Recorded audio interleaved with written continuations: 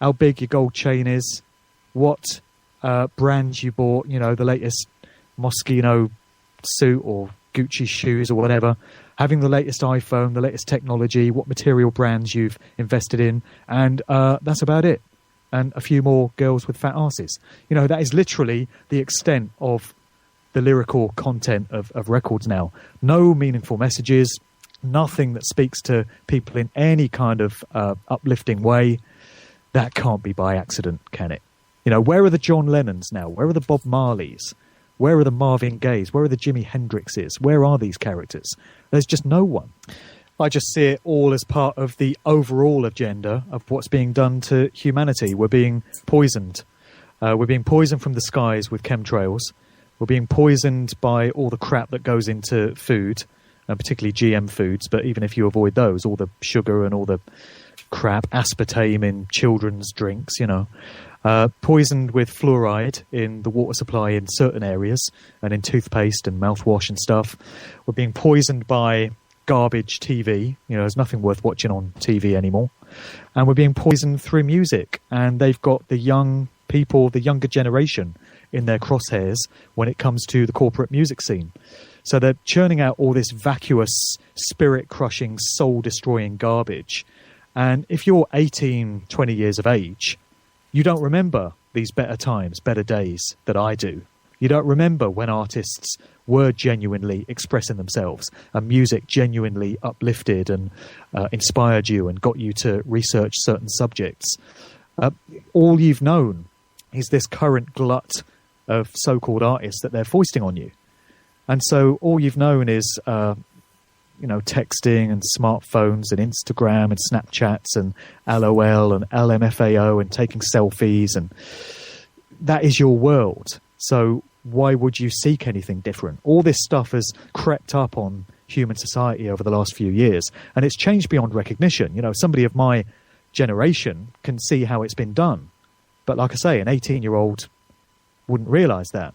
And we all like to have music that we can consider ours, that speaks to us, our generation, our people.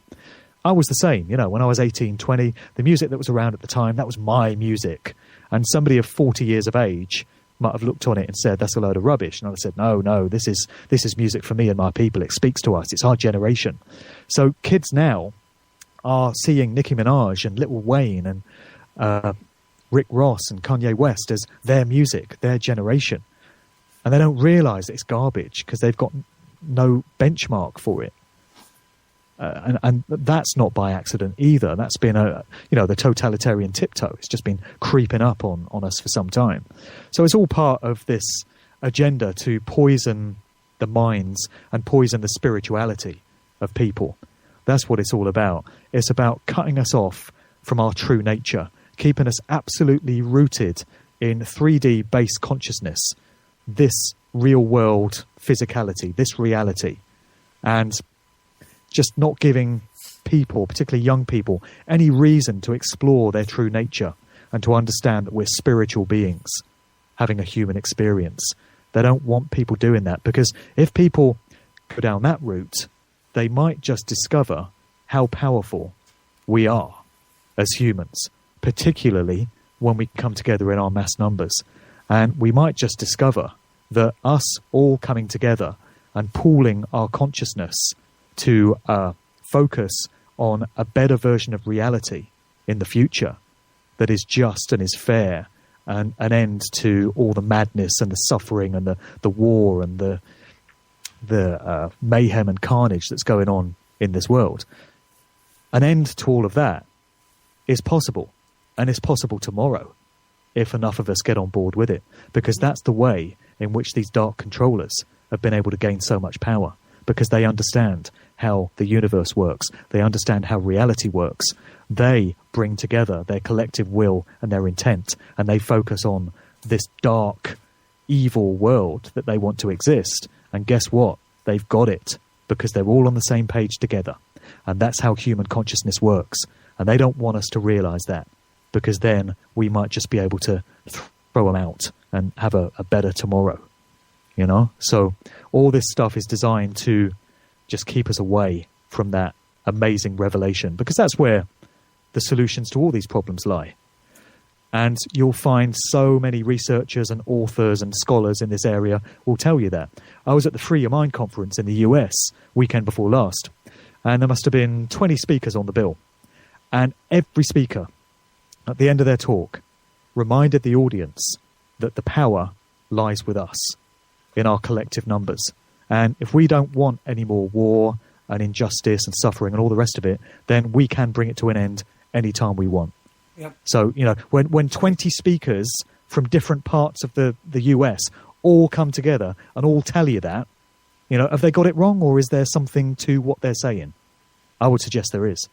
It's the only way I see there being any solution to the problems that we currently all face, and we all face them. So, it doesn't matter if you don't choose to acknowledge that human enslavement is going on, total mental, spiritual and physical enslavement of humanity. It doesn't matter if you can't see it. It doesn't matter if you've got quite a nice, comfortable life and it doesn't affect you and it's somebody else's problem. Well, actually, it's not, because it affects all of humanity, and particularly those of us that have kids that are going to inherit all these problems.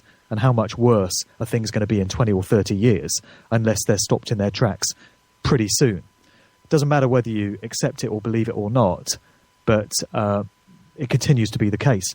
And the only way out of it is through consciousness. That's the way I see it, and that's the way pretty much every researcher in this field sees it. Because you can't dismantle the control system brick by brick. You just can't do it because it's too deeply entrenched. You can't undo the corrupt political system and kick all these ministers out and tear down the buildings and start again and elect new ministers and do it that way. You can't get rid of the pharmaceutical industry by rounding up all these CEOs of the pharmaceutical corporations and sticking them in jail and getting all the vaccines and getting all the medication and burning it and, tearing down all these buildings and starting those all over again. The solution lies in consciousness, and when you raise your consciousness, you start to intuit knowledge from the universe. You access your higher self, and solutions come to you. The world can seem very bewildering when you're looking at it from the very limited perspective of a human mind steeped in 3D reality. But when you raise your consciousness, the answers come to you. And when large numbers of people around the world are all getting on the same vibe, the same vibrational frequency, and they're pooling their consciousness, and they're all accessing that higher aspect of themselves, the answers will come, the solutions will come. You'll know what to do. There'll be cooperation, and that's the way the universe works.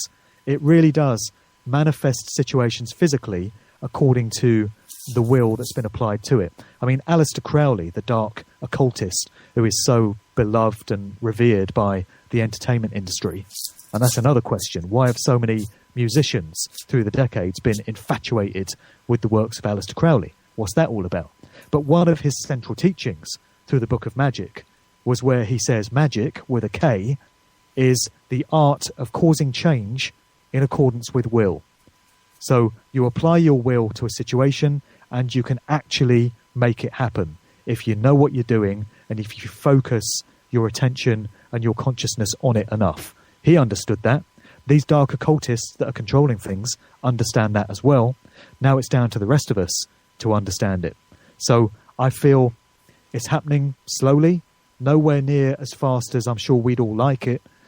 But slowly people are waking up and coming to this realization, and it's happening on an each one teach one kind of basis. So what brought me to all these understandings was looking at the work of people like David Icke.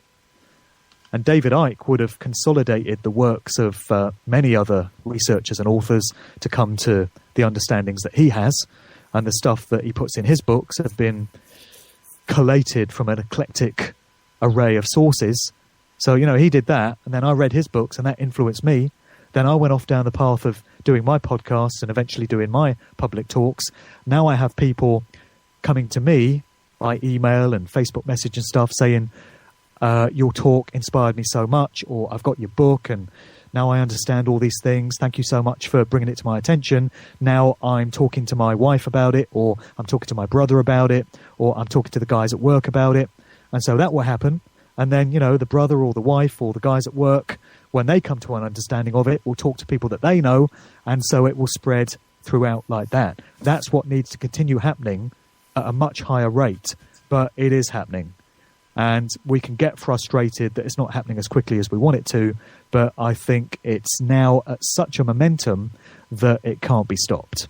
We're going to see the control system chucking everything they've got at us in the next few years in an attempt to dumb people down further and suppress our consciousness and, suppress us physically and try and cull vast swathes of the population. But it can't be stopped. The game is on. It's too late.